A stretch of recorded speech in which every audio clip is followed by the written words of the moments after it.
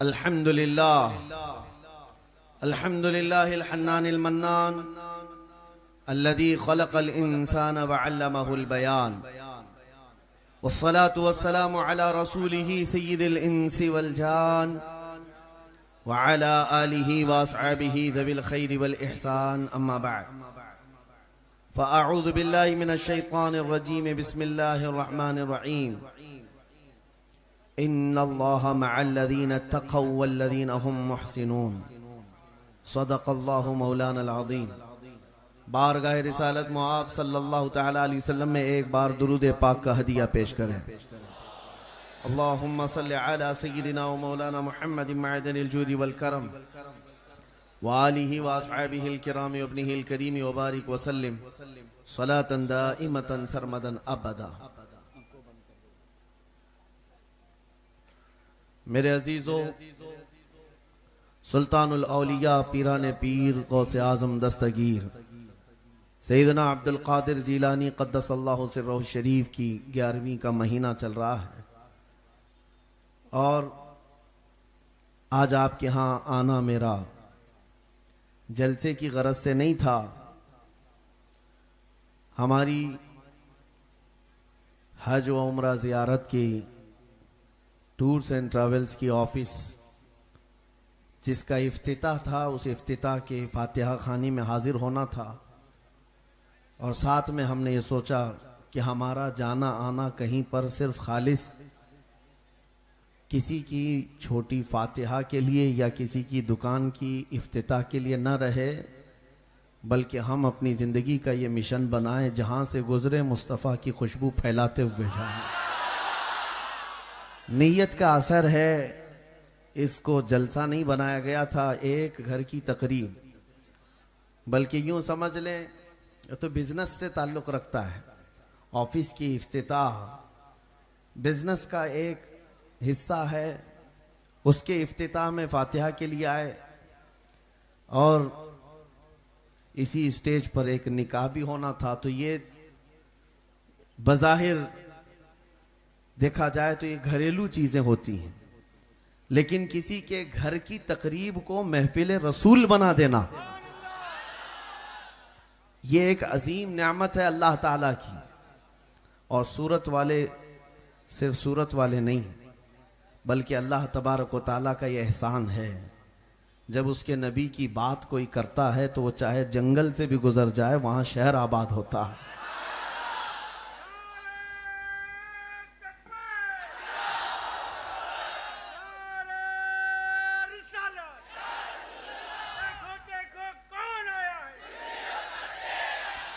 मेरे अजीजों, मेरा एक जुमला याद रखें, उस नबी की बात करो हर दिल पे राज करो। हमारे जलसे या हमारे प्रोग्राम के लिए अलग से पोस्टर लगाने की ज़रूरत नहीं पेश आती। ये मैं अपनी तारीफ के लिए नहीं कह रहा हूँ, इसलिए कि जब मुस्तफ़ा करीम सल्लल्लाहु ताला अलैहि वसल्लम के चर्चे होते हैं तो लोगों तक फैलाना और पहुँचाना ये मेरे मौला की शान है। रब तबारक व ताला उसकी तशहीर फरमाता है और लोगों के दिलों को माइल फरमाता है। आला हज़रत फाजिल बरेलवी रज़ी अल्लाह ताला अन्हु बरेली शरीफ में बैठ करके पूरी ज़िंदगी खिदमत करते रहे, मेरे नबी की अज़मत बयान करते रहे। लेकिन आज आप जाएं, अफ्रीका में जाएं, अमेरिका में जाएं, अरब में जाएं, जहाँ पर भी जाएं, जगह जगह से तुम्हें एक आवाज़ सुनाई देगी, डाल दी कल्ब में अज़मत मुस्तफ़ा सैयदी आला हजरत पे लाखों सलाम। उस आला हजरत ने रसूल की खिदमत की थी, लेकिन चप्पा चप्पा आज उन पर भी सलाम भेज रहा है। इसीलिए उस नबी की बात करो हर दिल पे राज करो। हुजूर की जो बात करता है मौला करीम उसके कलाम को भी जिंदा रखता है, उसके नाम को भी जिंदा रखता है। आज सुल्तानुल औलिया गौसे पाक रज़ी अल्लाह ताला अन्हु की बारगाह में खिराज अकीदत पेश करना है। और मेरे अजीजों, ये सुन्नियों का माहौल है, आप हजरात भी इस मिशन को लेकर के चलें कि अपने बच्चों में ये बात मुंतकिल होती जाए, ट्रांसफर होती जाए। कल को तुम्हारे बच्चे गूगल से और फेसबुक से, इंस्टा से इस्लाम हासिल कर रहे होंगे और उनको ये लगता होगा कि सारा दीन जो है गूगल से आया होगा। मेरे अजीजों, ये सोशल मीडिया और फिर इंटरनेट के ज़माने में कहीं इनको ये लगने ना लग जाए कि दीन ऐसे ही इसी रास्ते से आया। हरगिज नहीं। इन बच्चों के दिमाग में, दिल में ये चीज ट्रांसफर करते जाओ, हमारा दीन जो आया है वो गौसे पाक से आया है। हमारे पास जो दीन आया है वो गरीब नवाज से आया है। हमारे पास जो दीन आया है वो आला हजरत से मिला हुआ है। ख्वाजा दाना से आपको दीन मिला हुआ है। इन औलिया कामिलीन से चल करके जो दीन आया है वो साफ सुथरा है। वरना जो गूगल के पीछे लगे हुए हैं, आज जैसे प्रोफेसर से, किसी इंजीनियर से, किसी प्लम्बर से दीन हासिल करने के लिए नौजवानों की एक बड़ी खेप घूम रही है। उनको ऐसा लगता है रेफरेंस नंबर देता है, हदीस नंबर देता है, ये गूगल वाला जो इंजीनियर है इसी से दीन फैला हुआ है। ये ऐसे ही लेकर के जाएंगे जैसे गूगल मैप वाली आंटी घुमा देती है। गूगल मैप से जाते हैं, जरूरी नहीं कि हर बार वो सही रास्ता दिखाए। गूगल मैप कभी कभार ऐसी गलियों में ले जाता है जहां से वापसी का रास्ता ही नहीं मिलता। कई जगह पर यह भटका दिया करता है। इसी तरह से उस दीन की तरफ ना जाओ। मेरे अजीजों, दीन किससे ले रहे हो ये देखना बहुत जरूरी है। इसीलिए हम औलिया कामिलीन की बारगाह में वक्तन फवक्तन ये खिराज अकीदत पेश करते रहते हैं, उर्स मनाते रहते हैं, जलसे करते हैं। एक ही मकसद है, हमारे बच्चों को ये हमेशा याद रहे कि दीन हमारा इन बुजुर्गों से मिला, और इन बुजुर्गों से जो दीन छन करके आया है वो पाकीज़ा दीन है, जो नबी पाक सल्लल्लाहु अलैहि वसल्लम से सहाबा के सीनों में मुंतकिल हुआ, सहाबा से ताबाइन में आया, ताबाइन से अइम्मा मुज्तहिदीन में आया, उनसे औलिया कामिलीन में, फिर उलमा सालिहीन में, और फिर हमारे मोहल्लों तक दीन आया है। इसी दीन को फॉलो करते हुए जाओ, इंशाअल्लाह कदम रास्ते पर रहेंगे, कदम तुम्हारे सिराते मुस्तकीम पर रहेंगे। सुल्तानुल औलिया गौसे पाक रदी अल्लाह तआला अन्हु के दरबार में आप हजरात करामात बहुत सुनते आए हैं, लेकिन उनका जो मसलक है, उनका मजहब है, वो आज उलमा को भी और हम सबको भी याद करना ही नहीं बल्कि गुट्ठी में पिला देना जरूरी है। गौसे पाक का एक मसलक ये है, गौसे पाक रदी अल्लाह तआला अन्हु उस जमाने में बगदाद आए थे जब बगदाद में हक बोलना बहुत बड़ा जुर्म था। हजरत अबू बकर, हजरत उमर का नाम लेने पर वक्त के शिया खुलफा कोड़े मारते थे, कोड़े लगाते थे। उस जमाने में गौसे पाक मिंबर पर खड़े होकर हक बात का ऐलान कर रहे थे। और याद रखो मेरे अजीजों, हालात जैसे भी सख्त आ जाएं, दीन इस्लाम से रूगर्दनी करने वाला या मसलहत के पर्दे में छुप जाने वाला मोमिन कामिल नहीं है, बल्कि दीन की हक्कानियत को आखिरी सांस तक लोगों तक पहुंचाता रहे। यह हुसैनी किरदार है, यह हुसैनी किरदार है। आज के दौर में यह बात बहुत सख्ती के साथ अमल की जरूरत है। यहां तुम्हारी गर्दनों पर लोग चढ़ करके खड़े हैं आज कि हक बोलोगे तुम्हारी जुबान खींच लेंगे, तुम्हारे ऊपर न जाने कितनी पाबंदियां आएंगी। अभी सैयद साहब मुझसे कह रहे थे, मौलाना साहब, कि बार बार दबाव डाला जाता है बयानात के मुतालिक। मेरे अजीजों, ये चीजें तो हम जिंदगी में रोज देख रहे हैं, हम भी देख रहे हैं, क्योंकि अंग्रेजों की एक बात मालूम थी 200 साल पहले। उन्होंने यहां पर जो हुकूमत कायम की थी, एक अंग्रेज ने लिखा है कि हमारे आका ये कहते थे, हमारी तोपों में उतना दम नहीं जितना ये उलमा की जुबान में दम है। उलमाए रब्बानीयीन की जुबान से जो हक बात निकलती है, वो अंग्रेज कहते थे हमारी तोपों में भी वो दम नहीं है। वजह यह है कि तोप निकल करके किसी को उड़ा सकती है या बर्बाद कर सकती है, लेकिन उलमाए सालिहीन की जुबान खुलती है तो रूहों को जिंदा कर देती है, मुरझाए हुए दिलों को ताजगी बख्शती है। इसीलिए हर जमाने में उलमा आजमाइश के चक्कर में पड़ जाते हैं, आजमाइश का शिकार हो जाते हैं। और हमें हमारी तारीख याद होनी चाहिए। जिस अजीम मुहद्दिस जलील इमाम अहमद बिन हंबल को 5 लाख हदीसें याद थी मेरे मुस्तफा की, उस अजीम इमाम को जब खुले बाजार में कोड़े मारे जाते थे, एक दो नहीं 300 कोड़े मारे गए। इमाम अहमद बिन हंबल को और इमाम आजम अबू हनीफा, करोड़ों मुसलमान जिनकी आज इक्तिदा करते हैं, जेल में रखा गया था। अहले बैत अथार में से एक दो नहीं, कई इमाम ऐसे हैं। इमाम मूसा काजिम कई सालों तक जेल में रहे, जेल में जहर भी दिया गया, जनाजा जेल से निकला है। या उलमाए सालिहीन जेलों में गए, फांसियों के फंदे पर चढ़ गए, मैं आज पूछना चाहता हूं, आज के लोगों के लिए दीन का काम क्या सिर्फ हलवा पराठा खाना है, दावतें खाना है? उलमाए सालिहीन इस बात को याद रखें, अल्लाह ने जो अमानत हमें दी है इसको हर जमाने में बयान करना होगा। अमन का दौर है तो ठीक है, लेकिन मसाइब के जमाने में भी हुसैनी किरदार अदा करना होगा। इस बात के लिए हर वक्त तैयार रहें। हम किसी को छेड़ने की बात नहीं कर रहे, हम किसी को उकसाने की बात नहीं कर रहे, किसी को गाली गलौज करने की बात नहीं कर रहे। बात सिर्फ इतना करना चाहते हैं नौजवानों, जब मुझे यकीन है कि मेरा दीन सच्चा है, मेरा नबी सच्चा है, मेरा खुदा सच्चा है, अल्लाह का कलाम सच्चा है, तो फिर मैं सर छुपा करके क्यों जीऊं, सर उठा कर जीऊं।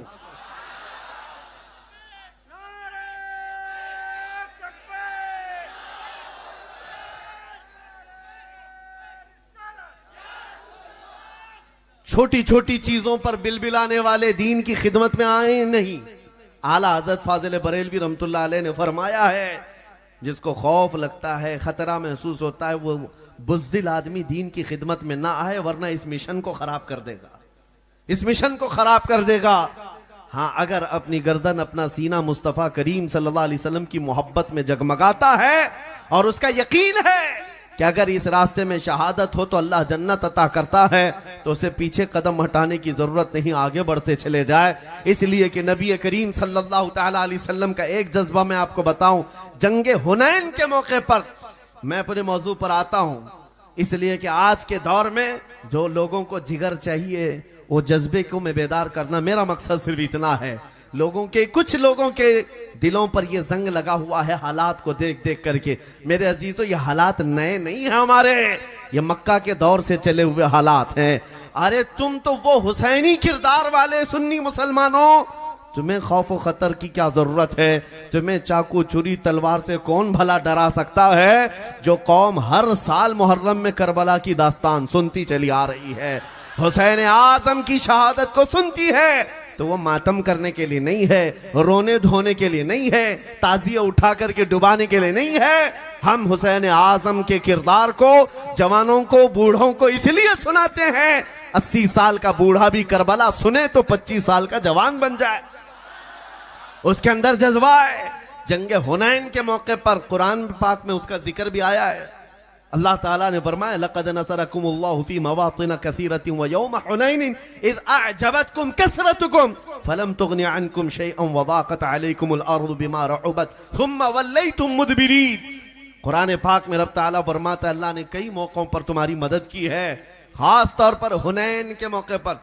हुनैन, जंग हुनैन में हालात ऐसे थे, सहाबा की तादाद बहुत ज्यादा थी, बड़ी तादाद थी, तो रब फरमाता इज़ अअजबतकुम कसरतुकुम।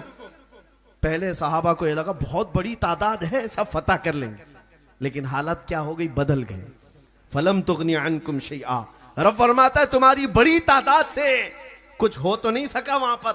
वज़ाक़त अलैकुमुल अर्द, जमीन तुम पर तंग कर दी गई। वो जंग में हालात ऐसे हो गए कि जमीन तंग हो गई, कुफ्फार और मुशरिकीन बहुत गालिब आने लग गए। फिर सहाबा इकराम के पैर जमीन से उखड़ गए, इतनी तकलीफें, इतनी मशक्कतें। कुरान पाक में रब ताला फरमाता है सब इधर उधर मुंतशिर हो गए। वो हालत इतनी सख्त थी जंग हुनैन में, कोई इधर मुंतशिर, कोई उधर मुंतशिर, सफे दरहम बरहम हो गई। उस वक्त जो हदीस पाक में मिलता है, हजरत अबू बकर सिद्दीक फरमाते हैं, उस भरे मैदान में मैं देखा एक शख्सियत सीना सिपर होकर आगे बढ़ती हुई जा रही है, वो मेरे मुस्तफा करीम की जात। सब के सब वहां पर खूनखार भेड़िए सामने हैं और नबी पाक सल्लल्लाहु अलैहि वसल्लम आगे बढ़ते जा रहे हैं। हजरत सिद्दीक फरमाते हैं ऐसी शुजाअत तो देखा नहीं, आगे बढ़ते हुए जा रहे हैं। प्लस मैं आपको बता दूं, ये कहते हुए नहीं कि लोग उनमें से बहुत सारे नए सिपाही थे, नए फौजी थे, हो सकता है वो नबी को नहीं पहचानते हो, छुप छुपा करके कोई लीडर इधर उधर जाता होगा। हुजूर पाक सल्लल्लाहु तआला अलैहि वसल्लम सामने जा रहे हैं तो ये कह करके नहीं कि मैं भी मुसलमानों का एक सिपाही हूं, बल्कि खुले आम ऐलान करते हुए आगे बढ़ते जा रहे हैं। अना नबिय्यु ला कज़िब, अना इब्नु अब्दुल मुत्तलिब, मैं अब्दुल मुत्तलिब के बेटे का बेटा हूं, झूठा नबी नहीं हूं। ये नबी पाक का फरमान उस मैदान में जहां तलवारें सोते हुए लोग खड़े हैं और सामने बढ़ते हुए आ रहे हैं। साहबा कहते हैं जितने कदम डगमगाए थे, अचानक जान में जान आई। ऐसे सबके सब मुत्तहिद हुए कि अचानक हमने देखा सबके हाथ बिजलियों की तरह कौंधने लग गए। जो मुंतशिर हुआ था मैदान, पल भर में मेरे मुस्तफा की शुजाअत के बाद पूरा का पूरा गलबा इस्लाम को नसीब होता है। मेरे अजीजों,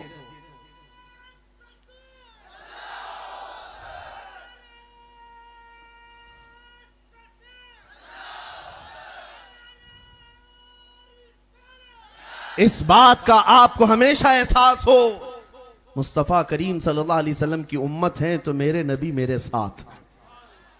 यकीन है कि नहीं है? नबी हमारे साथ है। और कुरान तो ये कहता है, रसूल पाक सल्लल्लाहु ताला अलैहि वसल्लम जब गारे सौर में थे, सिद्दीक अकबर कहते हैं कुफ्फार और मुशरिकीन ढूंढते हुए उस गार तक भी आ गए जहां ये हिजरत के वक्त पनाह लिए हुए थे। हजरत अबू बकर सिद्दीक कहते हैं अगर वो अपने पंजों को उठाकर देखते तो हम उनको साफ नजर आते। काफिर वहां तक पहुंच गए थे। गारे सौर, जो सौर पहाड़ी के ऊपर है, मक्का में 5000 फीट ऊंचा पहाड़ है, वहां तक भी पहुंच गए। और सिर्फ पैर उठाकर देखते तो हुजूर भी दिख जाते, सिद्दीक अकबर भी दिख जाते। लेकिन उस वक्त हजरत अबू बकर कहते हैं मेरी धड़कन तेज हो गई। अब लगने लगा कि अब क्या होगा। रसूल पाक सल्लल्लाहु ताला अलैहि वसल्लम अबू बकर सिद्दीक के सीने पर हाथ मारते हैं और कहते हैं ला तहज़न इन्नल्लाह माना। अबू बकर घबरा मत, अल्लाह हमारे साथ, अल्लाह हमारे साथ है। ये कुरान में आया है, ये जुमला 10वें पारे में मौजूद है। आज तमाम मुसलमानों से मैं यही कहना चाहता हूं, हालात चाहे जैसे भी बिगड़ जाएं, हजारों गुरु घंटाल उनके साथ, सारी ताकतें उनके साथ, सारी फौज उनके साथ, सारे बम मिसाइल पेट्रोल सब उनके साथ, करोड़ों किसी के साथ हो, लेकिन यकीन है मेरा मौला हमारे साथ है। नारे तकबीर, नारे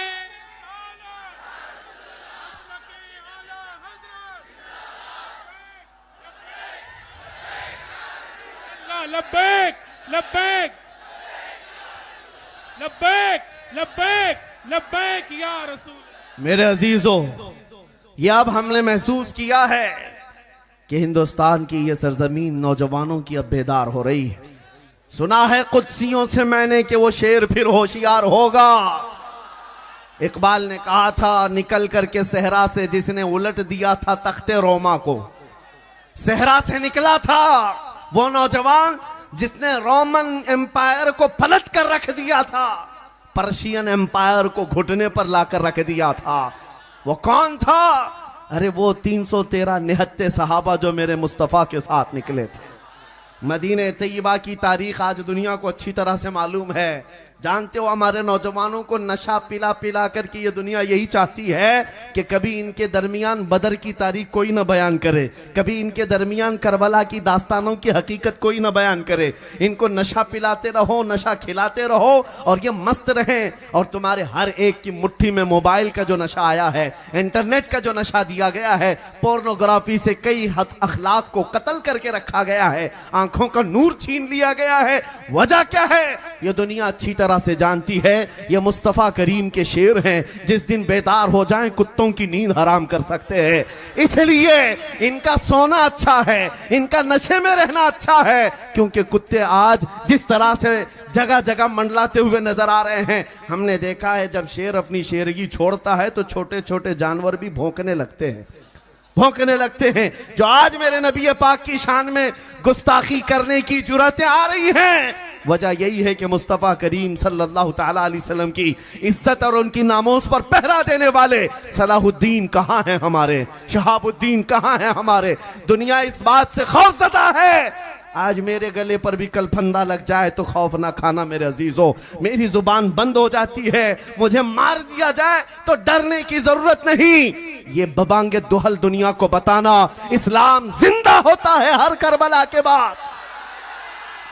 हमारी जानें रखी हैं इसलिए मुस्तफा करीम की इज्जत के लिए। या रसूल अल्लाह करूं तेरे नाम पे जां फिदा, न बस एक जां दो जहां फिदा, दो जहां से भी नहीं जी भरा, करूं क्या करोड़ों जहां नहीं। हुजूर पाक के लिए अगर जान रखी गई है।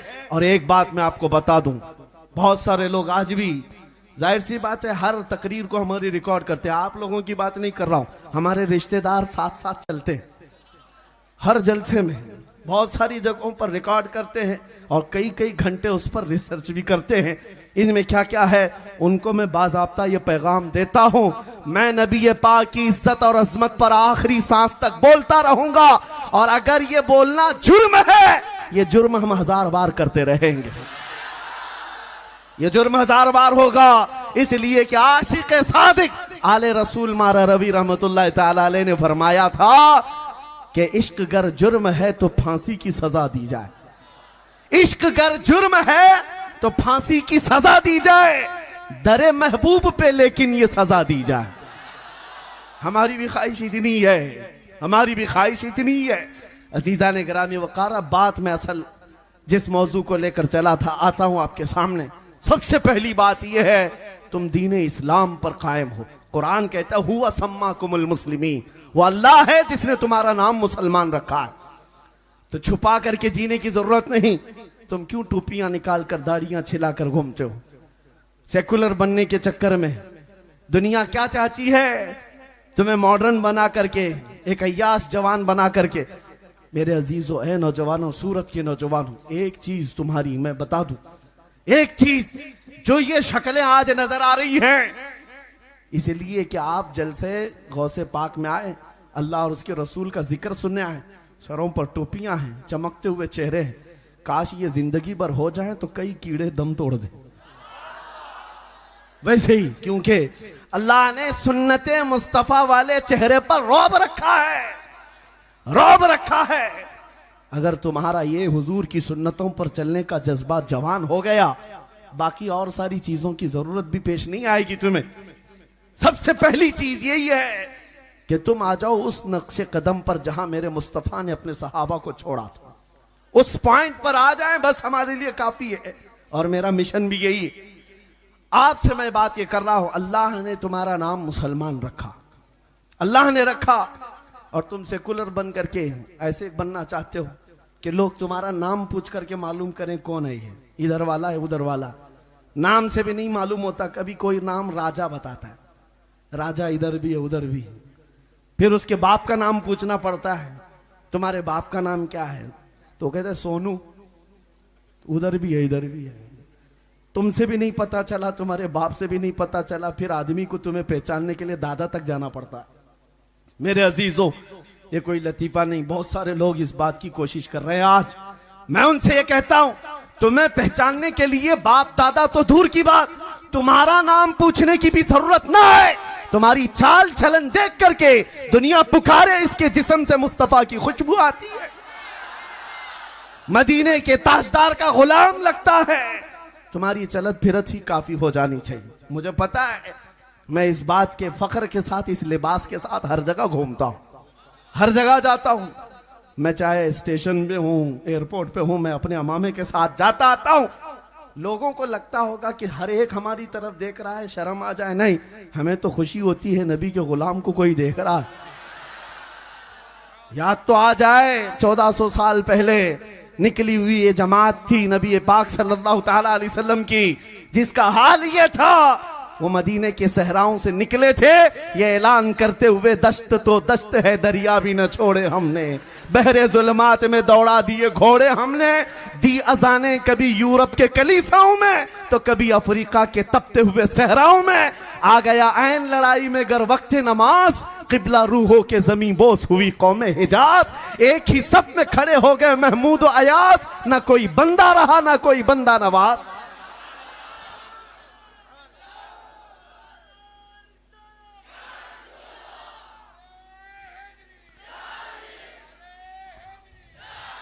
मेरे अजीजों, आपको आपकी हैसियत मालूम नहीं है, आपको नहीं मालूम आपकी हकीकत, लेकिन दुनिया को पता है, लोगों को मालूम है। आज मुट्ठी भर जमात भी लोगों के लिए मसला बन जाती है। आप नहीं देखते दुनिया पूरी आज भी इस मौके पर भी एक तरफ खड़ी हुई नजर आती है और निहत्थे फिलिस्तीन के बच्चों को मार मार करके, काट काट करके, तोड़ तोड़ करके, पूरे घर बर्बाद करके भी वो इंसाफ वाले लोग हैं। हाँ, वो डिफेंस वाले लोग हैं। 5000 बच्चों का कत्ल हो जाए फिर भी वो डिफेंस वाले लोग हैं। और ये छोटे छोटे बच्चे आतंकवाद हैं, ये टेररिस्ट थे।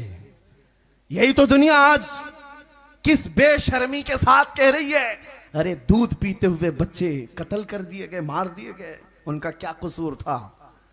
एक दो नहीं, माओ के पेट में मौजूद बच्चे हिलाक कर दिए गए, हमला औरतें मर गई हैं, उनका क्या कसूर था? वो कौन सा आतंक मचाए हुए थे? दुनिया दुगले में यार पर आज अमल करती है। पता ये चलता है असल मसला दहशतगर्द, टेररिज्म, आतंकवाद का है ही नहीं। सिर्फ और सिर्फ अगर कोई चीज चुभती है तो वह इस्लाम चुभता है, ईमान चुभता है लोगों को। और सारी ताकतें लेकर आज के जमाने में, हाई टेक्नोलॉजी के दौर में, सुपर पावर ताकतें लड़ने के लिए छोटे बच्चों के सामने खड़ी है। अल्लाह उन बच्चों को सदा सलामत रखे, सदा सलामत रखे। मैं तो यकीन के साथ कहता हूं उनका ईमान शायद आज के पूरी दुनिया के मुसलमानों के ईमान की तरह नहीं है। सारे मुसलमानों का ईमान एक जगह, उन निहत्थे बच्चों का ईमान एक जगह। वो जालिम नमरूद और फिरौन को अपने सामने देखते हैं। 6 साल की उम्र का बच्चा भी कंकर उठाकर मुकाबला करने की ताकत रखता। यह जज्बा ईमान के साथ आता है। और मैं यही चाहता हूं जब तुम दीन हक के साथ हो, ये दुनिया हकीकत है नहीं, यूं भी किसी बिस्तर पर पांव रगड़ रगड़ करके मरना ही है। तो मेरे अजीजों, मैं ये कहता हूं जब दुनिया से जाना ही है, मेरे मुस्तफा का नाम बुलंद करके क्यों ना जाए, रब की रजा हासिल करके क्यों ना जाए, दीन हक की तबलीग करके क्यों ना जाए। इस मिशन पर अमल करो। अब आओ गौसे पाक की दरबार में। सुल्तानुल औलिया गौसे पाक रज़ी अल्लाह ताला अन्हु मिंबर पर खड़े होकर खुतबा दे रहे थे डरने वाले लोगों के लिए। ये वाकया बार बार धड़कनें जिसकी बढ़ जाती, डर और खौफ से कल क्या होने वाला है। गौसे पाक रज़ी अल्लाह ताला अन्हु मिंबर पर खड़े होकर खुतबा दे रहे। अचानक एक छत से सांप आपके ऊपर गिरा, काला सांप था और ऐसे कि आपके गले के अंदर से गुजरा, आस्तीन में से आया। आपका बयान जारी है कंटिन्यू। यहां अगर चील कौवा भी उड़े तो सब उधर इधर हो जाएंगे। गौसे पाक के जिस्म पर सांप, और वो भी आस्तीन से निकल करके बाहर आया और अपना चेहरा गौसे पाक के चेहरे की तरफ किया, जैसे कोई डंक मारे, डस ले। आपका बयान जारी रहा। उसका खौफ ऐसा था कि मजमे में हालत खराब थी लोगों की। वो कभी सांप इधर आया, कभी उधर गया। थोड़ी देर के बाद फिर वो वापस जिस रास्ते से आया था निकल कर चला गया। सुल्तानुल औलिया गौसे पाक का बयान जूं का तूं जारी रहा, कंटिन्यू हो गया, खत्म हो गया।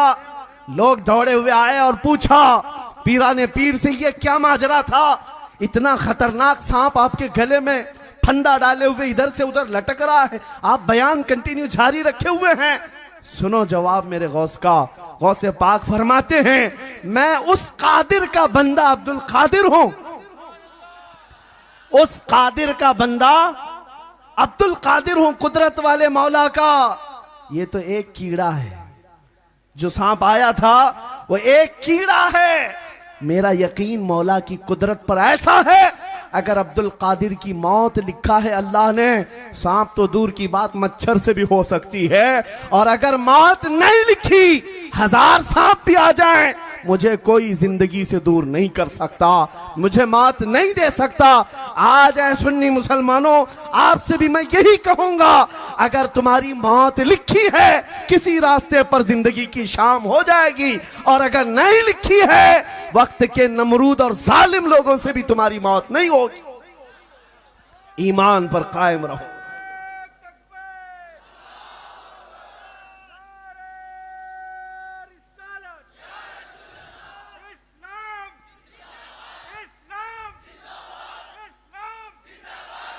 मेरे अजीजों, अभी और भी दुनिया देखनी बाकी है।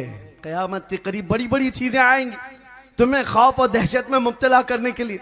इसीलिए मेरी तकरीर का अक्सर हिस्सा जो सुनता होगा वो जानता होगा, मैं जब बयान करता हूं तो सिर्फ ये चाहता हूं कि उसका डर निकल जाए, खौफ निकल जाए। आला हजरत का यही मिशन था, खौफ न रख रजा जरा, तू तो है अब्दे मुस्तफा, तेरे लिए अमान है, तेरे लिए अमान है। और दुनिया को अपने ईमान के साथ जिंदा रह करके बताओ, ये कौम बिल्डोजर से डरने वाली कौम नहीं है। ये कौम नबी पाक सल्लल्लाहु ताला अलैहि वसल्लम की मोहब्बत में और उनके इश्क में जीने वाली। हकीकत में हमारी जिंदगी तो वो जिंदगी है जहां पर तुम भी आओगे, हम भी आएंगे और फिर देखेंगे अर्श हक है मसनदे रिफात रसूलुल्लाह की। अरे देखनी है हश्र में इज्जत रसूलुल्लाह की।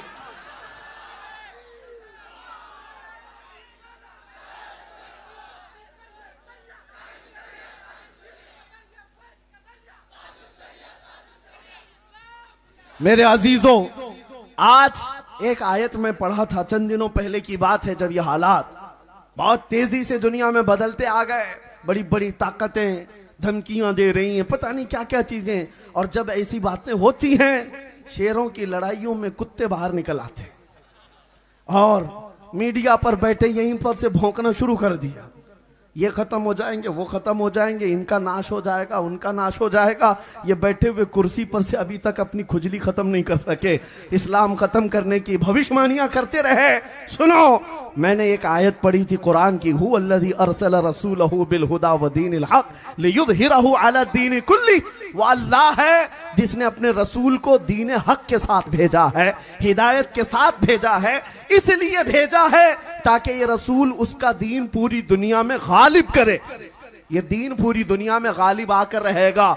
हमने ये बात की तो किसी साहब ने मॉडर्न ख्यालात के वो कहने लगे, आज के दौर में भी आप ये आयत पढ़ रहे हैं, ये दीन कैसे गालिब आएगा, जबकि आपके टुकड़े हो रहे हैं, छितड़े उड़ाए जा रहे हैं। मौलाना स्टेज पर बैठ करके आप ये चिल्ला रहे हो दीन गालिब आएगा। मैंने कहा एक गज्जा नहीं और 1000 गज्जा हो जाए फिर भी मेरा यकीन है ये दीन गालिब आएगा। क्यों न घबराओ मुसलमानों, अभी खुदा की शान बाकी है, अभी इस्लाम जिंदा है, अभी कुरान बाकी है। ये जालिम काफिर क्या समझते हैं जो रोज हमसे उलझते हैं? अरे अभी करबला का आखिरी मैदान बाकी है। नारे तकबीर, नारे रिसालत, अज़मते इस्लाम, दीने इस्लाम, अज़मते मुस्तफा, फैजाने हुजूर ताजुश शरिया, खलीफा हुजूर ताजुश शरिया। मेरे अजीजों, इस बात पर अमल करते हुए चलो, गौसे पाक रज़ी अल्लाह ताला अन्हु का मसलक, उनका मजहब। आपको एक नाम मैं बताऊं, सुल्तान सलाहुद्दीन अय्यूबी का। कौन नहीं जानता? ये वो नाम है, ये वो नाम है जिसका नाम लेकर के पुराने जमाने में यहूदी और ईसाई माएं अपने बच्चों को थपक के सुलाती थी, सो जा नहीं तो सलाहुद्दीन आ जाएगा। यह हमारी बात नहीं कर रहा हूं, तारीख में लिखी हुई बात में पेश कर रहा हूं। हालांकि वो कोई जालिम बादशाह का नाम नहीं है, कोई सख्त गिर जर्नेल का नाम नहीं है। आज भी अंग्रेज मुअर्रिख जो तारीख लिखे हुए हैं वो सलाहुद्दीन का अदब करते हैं, एहतराम करते हैं और कहते हैं ऐसा जर्नेल हमने नहीं देखा जो हजारों की तादाद में अपने सामने आए हुए कैदियों को आजाद करता था, सलाहुद्दीन। लेकिन आपको मैं बताऊं, उस सलाहुद्दीन अय्यूबी की जो सबसे बड़ी करामत है वो बैतुल मुकद्दस की फतह, जिसके लिए वो जीता रहा, जिसके लिए उसने पूरी जिंदगी वक्फ कर डाली, बैतुल मुकद्दस फतह किया। लेकिन एक तारीख की सच्चाई आज मैं बयान करूं। आपको पता है सलाहुद्दीन का नाम सिर्फ सुन्नी नहीं लेते, सब लोग लेते हैं, वहाबी भी लेते हैं, देवबंदी भी लेते हैं, अहले हदीस भी लेते हैं। सब कहते हैं हीरो था इस्लाम का, हीरो था इस्लाम का। लेकिन सबको मैं एक तारीख बता दूं, सलाहुद्दीन अय्यूबी बैतुल मुकद्दस को जब फतह किया, उसको फतह करने वाली जो लश्कर, उसके साथ जो लश्कर था, लश्कर का सिपह सालार गौसे पाक का खलीफा था। सलाहुद्दीन अय्यूबी गौसे पाक का परवरदा है। और एक दो नहीं, फौज में हजारों ऐसे थे जो गौसे पाक के शागिर्द थे, गौसे पाक के शागिर्द थे। और लोग आज हमें ताना मारते हैं कि ये 11वीं खाने वाले क्या करेंगे। गौस पाक का नाम लेने वाले सुन्नी क्या करेंगे? सिर्फ देगे पकाएंगे, नेज नियाज खिलाएंगे और चले जाएंगे। नहीं, तुम्हें पता नहीं 11वीं खाने वालों ने ही बैतुल मुकद्दस फतह किया था। गौस पाक के खलीफा ही सिपह सालार थे। अजीजा ने गिरामी वकार, ये हिस्सा भी हमारी जमात को हासिल है। और आज के दौर में भी बाहर निकल करके देख लेना, दुनिया में बहुत सारे कुत्ते भौंक रहे हैं। इस्लाम का परचम लहराने वाली शख्सियात तो बहुत सारी नजर आती हैं। सब जगह दाढ़ी टोपी वाले हैं, सब जगह दाढ़ी टोपी वाले दिखते हैं। लेकिन पूरी दुनिया को अगर कोई मुस्तफा करीम के इश्क में मैदान में ऐसा जज्बा दिया है कि गली में जाओ, कूचे में जाओ, 8 साल का बच्चा हो कि 80 साल का बूढ़ा हो, एक नारा लगाता है लब्बैक या रसूल अल्लाह। ये नारा देने वाला एक आशिक रसूल भी अहले सुन्नत व जमात का खादिम हुसैन था। हर जमाने में यह हिस्सा रहा है। इसलिए औलिया इकराम की मुहिब जमात ये नजात वाली जमात, ये हक्कानियत वाली जमात है। इस पर कायम रहो, मसलक के आला हजरत पर कायम रहो। जिंदगी दी गई है इसी के लिए, जिंदगी दी गई है इसी के लिए। औलिया इकराम की मोहब्बत में रहो। गौसे पाक रदी अल्लाह तआला अन्हु के आशिकों के बारे में लोग ये कहते, आज सवाल उठाते, कुछ भौंकने वाले ये कहते बगदाद जल रहा है, गरनाता तबाह हो गया, मिस्र, तुनीस, लीबिया इतने हालात खराब हो गए, फिलिस्तीन जल रहा है, तो फिर आज गौसे पाक क्यों नहीं मदद करते? ये सवाल बार बार कई जमातों की तरफ से आता है और सुन्नियों को छेड़खानी करते। मेरे अजीजों, हर एक का एक वक्त होता है, हर मैदान का एक काम होता है। इल्जामी जवाब के तौर पर मैं ये कहता हूं, ये बात तो तुम मानते हो, चलो गौस पाक बगदाद में, फिलिस्तीन में क्या अल्लाह रब्बुल इज्जत की रहमत नहीं है? क्या तुम इनकार करोगे इस बात की? और वो अल्लाह जो अपने बंदों से 70 माओं से ज्यादा मोहब्बत करता है, तो फिर वो अल्लाह का है। तुम गौस पाक पर जिस तरह सवाल कर रहे हो, अल्लाह पर भी तुम जवाब सवाल करने लग जाओगे कल। कुछ इम्तिहानात की घड़ियां होती हैं और इम्तिहान के वक्त जब गुजरता है बंदा, तो उसको इम्तिहान देने के लिए छोड़ा जाता है ताकि वो उसकी इस्तिकामत का इम्तिहान हो। ये जमा रहता है, डटा रहता है या फिसल जाता है, मुसीबतें दे करके मौला आजमाता है। आज उन पर आई हुई मुसीबतें सिर्फ उनका इम्तिहान नहीं, पूरी दुनिया का इम्तिहान है। हम सब मोमिनों का भी इम्तिहान है। ये देखा जाएगा उन पर आई हुई मुसीबतों के बाद तुम कैसी जिंदगी गुजारते हो। डर करके मुंह छुपा लेते हो, भाग जाते हो इधर उधर, उसकी धोती में छुपेंगे, इसके पर्दे में छुपेंगे, क्या करते हो? और अगर तुम डटे रहे, जमे रह गए, तुम्हारे लिए कुरान की बशारत है, इन्नल्लज़ीना क़ालू रब्बुनल्लाहु सुम्मा इस्तक़ामू ततनज़्ज़लु अलैहिमुल मलाइका अल्ला तख़ाफ़ू वला तहज़नू व अबशिरू बिल जन्नति अल्लती कुंतुम तुअदून। बेशक वो लोग जिन्होंने ये कहा अल्लाह हमारा रब है, फिर उस पर जमे रह गए, फिर उस पर डटे रह गए, मौला फरमाता है रब ताला उन पर फरिश्तों को उतारता, उन पर फरिश्तों को उतारता है। फरिश्ते ये कहते हुए आते हैं डरो मत, गम न करो, अनकरीब मौला वो जन्नत अता करेगा जिसकी तुम्हें उसने वादा फरमाया। अजीजान गिरामी वकार, आज हमारा इम्तिहान है और इस ईमान के साथ जमे रहो, डटे रहो। मैं कोई और चीज की बात नहीं कर रहा। लोगों को, बाज लोगों को ऐसी हमारी इमेज बनाकर बताई गई, भड़काऊ मौलाना है, बहुत ज्यादा भड़काते हैं। मेरे अजीजों, किसी के जज्बे को जवान करना या उसके खाबिदा दिल को बेदार करने का मतलब भड़काना है, तो ये तो अच्छा काम है। मैं कहता हूं ये अच्छा काम है। लोगों को, नौजवानों को आज मैं सिर्फ इतना चाहता हूं, दुनिया आज तुम्हें लालच से अपने करीब करने की कोशिश करे, कभी हुस्न शबाब दिखा करके अपनी तरफ लाए। नशा का ऐसा दौर दौरा है मुसलमानों के मोहल्ले में, अल-अमान वल हफीज, अल्लाह की पनाह। सारे नशे के अड्डे हमारी तरफ क्यों मूव कर दिए गए? लोग आज एड्रेस पूछते हैं हमारे मोहल्लों का इस काम के लिए। ऐ नौजवानों, तुम्हारी पहचान ये नहीं है? नफासत, तहारत तुम्हारा आधा ईमान। नशा तो बहुत दूर की बात है। पानी में अगर कचरा गिर जाए, पानी का रंग बदल जाए, मजा बदल जाए, तो वो पानी तुम्हारे लिए जायज नहीं, पानी तुम्हारे लिए जायज नहीं होता। फिर तुम उस हराम चीज को अपने हाथ में ले कैसे सकते हो? कयामत के दिन तुम्हें मुस्तफा करीम की गुलामी के साथ खड़ा होना है, तो अपने मुआशरे में इनकलाब लाओ। और ऐसी बेदारी लाओ हर नौजवान को, इतनी तमीज हो जानी चाहिए कि दुनिया मुझे देखकर मेरे नबी को पहचानना चाहती है। आज तुम रास्ते पर चलते हो तो ये नहीं कि तुम्हारा नाम अहमद है, अब्दुल्ला है, खालिद है, फदा है और सिर्फ तुमको जानती है, बल्कि तुम्हारे बुरे कदम की वजह से दुनिया हुजूर पर उंगली उठा सकती है। ये मोहम्मद अरबी का गुलाम देखो, इसकी हरकतें कैसी हैं। इसीलिए मेरे अजीजों, मुझे एक बात याद आती है। एक नौजवान बरतानिया में बस का सफर कर रहा था। कंडक्टर ने उसको हाफ पेनी ज्यादा दे दिया था। वहां का जो पौंड है उसका हाफ वो पेनी थोड़ा सा ज्यादा उसने दे दिया, इसने रख लिया। आधा पौंड ज्यादा दिया था और नौजवान वो रख लिया और कहा गलती से दिया होगा इसने, रख लेता हूं। सफर 1 घंटे का था।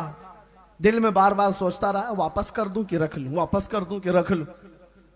फिर सोचा इस हाफ पेनी से उसका क्या होने वाला है, कंडक्टर का, रख लेता हूं, मेरा ही भला होगा। पूरे सफर तक वो रखा रहा। बस से उतरने वाला था, दिल नहीं माना। सोचा कि मेरा भी क्या होने वाला है, ज्यादा तो फायदा नहीं है। उस कंडक्टर को जाकर के उसने आधा पाउंड वापस कर दिया। आपने टिकट में मुझे ये ज्यादा दे दिया था, रख लीजिए वापस। उसने ले लिया। उसके बाद हाथ पकड़ करके कहा, पिछले कई सालों से मैं इस्लाम का मुताला कर रहा हूं, मोहम्मद अरबी की सीरत पढ़ रहा हूं और मैंने उनकी सीरत में एक बात पढ़ी कि वो सबसे ज्यादा अमानतदार थे। मक्का वाले उनकी अमानत पर यकीन रखते थे और मैं इस्लाम कबूल करना चाहता था, लेकिन उससे पहले मैं एक एग्जाम लेना चाहता था किसी मुसलमान से कि उस मोहम्मद अरबी की अमानत अभी बाकी है या नहीं। मैंने जानबूझ करके आधा पाउंड तुझको ज्यादा दिया था ये देखने के लिए कि मोहम्मद अरबी की अमानत अभी है या नहीं। तूने वापस करके अपने नबी की अमानत को जिंदा करके दिखाया है और मैं इस्लाम कबूल करता हूं। मेरे अजीजों, नौजवान नीचे उतर करके आया और अपने दिल को पकड़ लिया। हाफ पेनी या आधा पाउंड, हो सकता है कि इस्लाम को ही वो बेच देता, अभी इस्लाम बेच देता। अगर वो रख लेता तो उसके दिल के अंदर क्या होता कि नबी पाक की अमानत खत्म हो गई।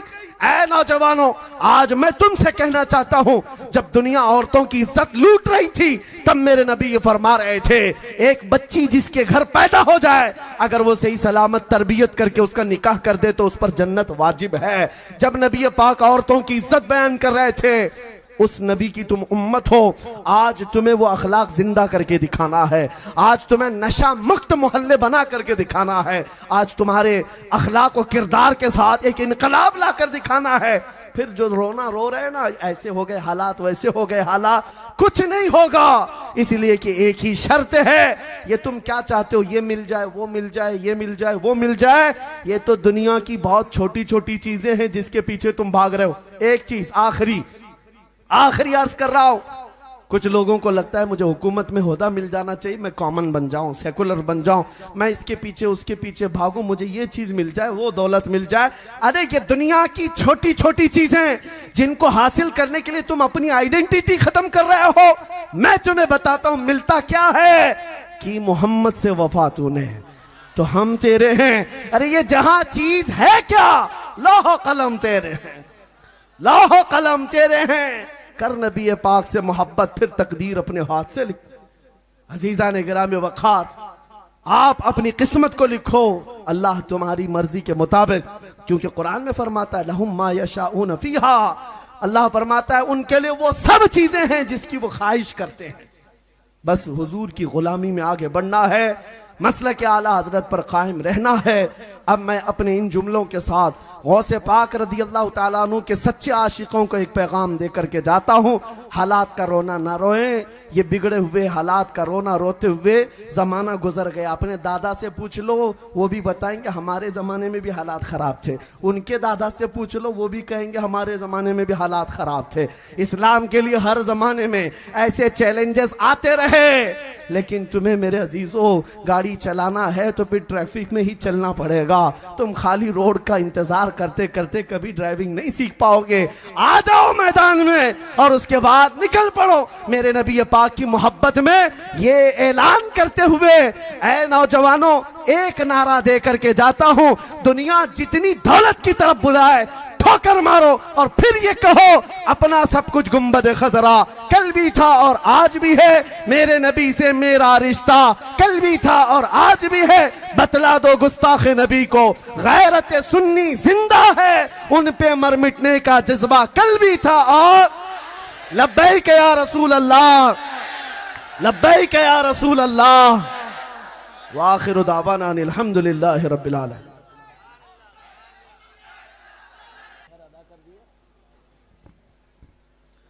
इस निकाह की तकरीब में दूल्हा खान आराफ एजाज, दुल्हन सना शेख सरफराज, दुल्हन की तरफ से इजाज़त शुदा वकील है शेख वसीम अकरम अब्दुल गफूर। दोनों की जानिब से एक एक गवाह, गवाह अव्वल शेख आबिद शमशुद्दीन, गवाह दुवम पठान नदीम खान निसार खान। और इस निकाह में दूल्हे की जानिब से दुल्हन के लिए जो महर तय पाया है वो 11,000 रुपये नकद जो अदा किया जा चुका है। आप तमाम हाजिरीन मजलिस भी इस निकाह के गवाह बन जाए। निकाह की तकरीब से पहले कुछ बातें मेरा मामूल है नसीहत के तौर पर अर्ज करता हूँ। नबी पाक सल्लल्लाहु अलैहि वसल्लम का फरमान आली शान है, निकाह को इतना आसान बना दो कि जिना करना मुश्किल हो जाए। निकाह को आसान करो।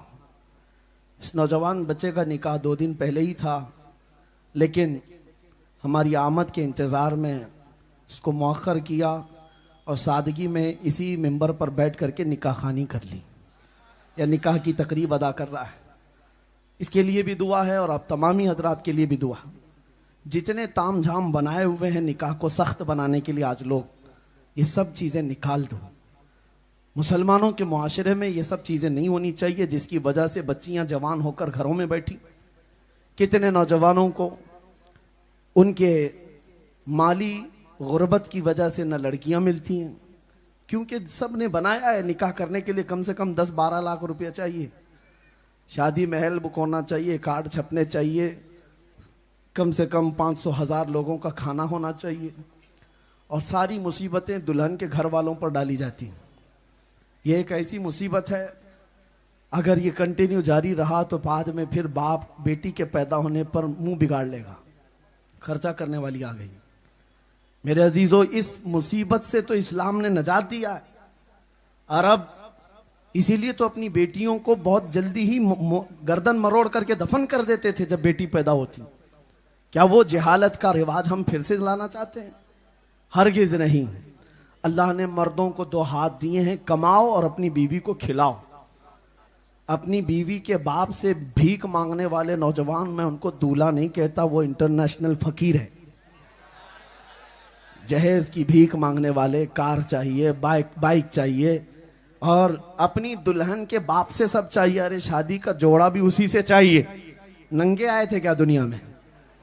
यानी बीवी के बाप से हर चीज चाहिए, माल भी चाहिए, जोड़ा भी चाहिए, कार भी चाहिए, बाइक भी चाहिए।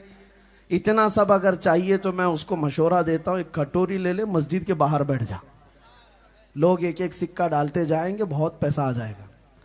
मेरे अजीजों, इसको भी भीख मांगना कहा जाता है। इस रिवाज को खत्म किया जाए। मैं उन नौजवानों को देखना चाहता हूं जो नौजवान ये अहद करके उठे कि मैं अपनी ख्वाहिश के लिए नहीं, मेरे मुस्तफ़ा की सुन्नत पर निकाह करूंगा, हुजूर की शरीयत पर मैं निकाह करूंगा। नौजवानों, तुम दिलेर हो, जवान हो, अल्लाह ने हाथ दिए, कमाओ। उस नाजुक औरत को घर लाए, अपने हाथों से उसको खिलाओ। मेरे आका ने फरमाया, अपनी औरत को एक लुकमा खिलाना भी एक सदक़े का सवाब है। दूसरी बात, निकाह करने से पहले हुजूर पाक ने फरमाया, हर मर्द निकाह के पहले 4 चीजें देखता है। या तो औरत की खूबसूरती देखकर उससे निकाह कर रहा होता है, या औरत का बड़ा घराना देख करके, बड़ी खानदान वाली है, ये निकाह कर रहा होता है। फिर हुजूर फरमाते हैं, या तो फिर उसका बहुत माल देख करके निकाह करता है, बहुत मालदार औरत है। चौथा ये कि या तो उसकी दीनदारी देखकर निकाह करता है। हुजूर फरमाते हैं, जो सिर्फ खूबसूरती देख करके निकाह किया, शादी के बाद अल्लाह उसको फितने में मुब्तला कर देगा। हुजूर फरमाते हैं, फितने में मुब्तला हो जाएगा। और सिर्फ औरत के बड़े पैसे होने वाली की वजह से निकाह किया, हुजूर फरमाते हैं शादी के बाद वो फकीर बन जाएगा, मोहताज हो जाएगा। और सिर्फ खानदान, बड़ा खानदान देख करके निकाह किया, कौम के अंदर वो जलील हो जाएगा। और हुजूर फरमाते हैं जिसने औरत के अखलाक और किरदार और दीन को देखकर निकाह किया, मेरे आका फरमाते हैं मौला उसे यहां भी बरकत देगा, वहां भी बरकत देगा। हाँ, सबसे पहली चीज अपनी दुल्हन में ये देखो कि वो खातून नबी पाक सल्लल्लाहु ताला अलैहि वसल्लम की शरीयत पर कितना चलती है, कुरान कितना पढ़ी हुई है, दीन कितना है। मैं अभी अभी अपने बयान में जो एक जिक्र किया, अभी आपके जहन को करीब करते हुए एक बात बताता हूं। एक नौजवान है, कुर्द का रहने वाला, इराक का नौजवान जिसका नाम नजमुद्दीन, और वो शादी नहीं करना चाहता था, शादी ही नहीं करना चाहता है। माँ बाप बार बार कहते थे उसको कोई लड़की नहीं पसंद आती। ऐसा नौजवान हो, ये नहीं है कि काली है पीली है, ऊंची नाक है छोटी नाक है, नहीं, उस नौजवान का मसला ही अलग था। एक दिन एक बुजुर्ग उसके जो उस्ताद थे मस्जिद में, उससे समझाने के लिए बुलाए, कहा कि बेटा शादी कर ले, माँ बाप की ख्वाहिश है, माँ बाप की ख्वाहिश है। वो कहता है ठीक है आपकी बात पर मैं शादी करने को तैयार हूं, लेकिन एक शर्त है, मुझे एक ऐसी लड़की चाहिए जो मुझे दुनिया से निकाल करके अल्लाह तक पहुंचाए। पहली शर्त यह है, मुझे दुनिया से निकाल करके अल्लाह तक पहुंचाए, और फिर जब वो मेरे बिस्तर में आए और उससे मेरे कोई औलाद पैदा हो तो ऐसा लड़का पैदा हो जो बैतुल मुकद्दस फतह करे। इसलिए मैं निकाह के लिए अभी तक इंतजार कर रहा हूं। उस बुजुर्ग ने कहा मियां बड़ी शर्तें हैं तेरी, तो ये कहां से कौन लेके आएगा, कौन लड़की को देखेगा, जा तू तो ऐसी कुंवारा रह जाए, देखते हैं कौन लड़की आएगी। मेरे अजीजों, वो मस्जिद में बैठे ही थे, एक खातून पर्दे में आई, मगरिब की नमाज हो चुकी, उस बुजुर्ग इमाम के पास आई, कहा कि हुजूर मुझे एक मसला है। कहा क्या है? कहा घर वाले मेरी शादी कराना चाहते हैं, और वो बड़े घराने में शादी कराना चाहते हैं, मेरा रिश्ता बहुत अच्छी जगह से आया है, मैं नहीं करना चाहती, आप अगर बोलेंगे तो मेरे घर वाले मान जाएंगे। उस बुजुर्ग ने कहा तुझे क्या फर्क पड़ता है, शादी की उम्र हो गई, शादी कर ले। खातून कहती है नहीं, मैं अपने घर वालों को बार बार कहती हूं नहीं करना है शादी, नहीं करना है। कहा क्यों नहीं करना चाहती? लड़की कहती है मैं चाहती हूं मुझे ऐसा शोहर मिले जो मुझे दुनिया से निकाल कर अल्लाह तक पहुंचाए, और मुझे ऐसा शोहर मिले कि जिसके साथ मैं जिंदगी गुजारूं, मेरा कोई बेटा हो तो बैतुल मुकद्दस फतह करे। उस बुजुर्ग की बाँछें खिल गई। ये नौजवान अभी मुझसे ये कह रहा है, लड़की आई अभी ये कह रही है। उसी मस्जिद में निकाह हो गया, निकाह हो गया, दोनों को रुखसत किया गया। यही वो जोड़ा है जिससे पैदा होने वाले का नाम सलाहुद्दीन अय्यूबी है।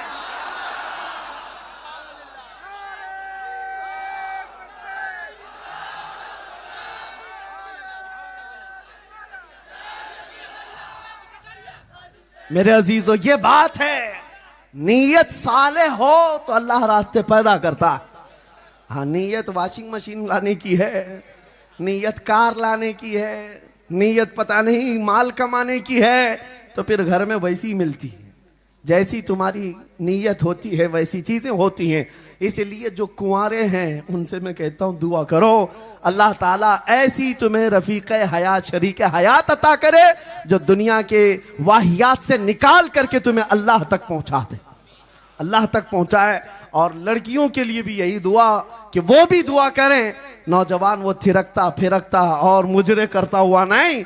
तुम्हारा आइडियल ये होना चाहिए, खवातीन तक मेरी बात जाती है तो अल्लाह की बारगाह में सजदों में ये दुआ करें, मौला मुझे कोई शोहर अता करे तो खालिद बिन वलीद का गुलाम अता कर, मुझे रसूल पाक का शहदाई अता कर। और जब नीयतें ऐसी हों, दुआएं ऐसी हों, तो मौला करीम जोड़े भी ऐसे बनाता है, और औलाद भी पैदा होती है तो हसनैन करीमैन की गुलाम पैदा होती है। अल्लाह करीम इस निकाह को भी बरकत अता फरमाए।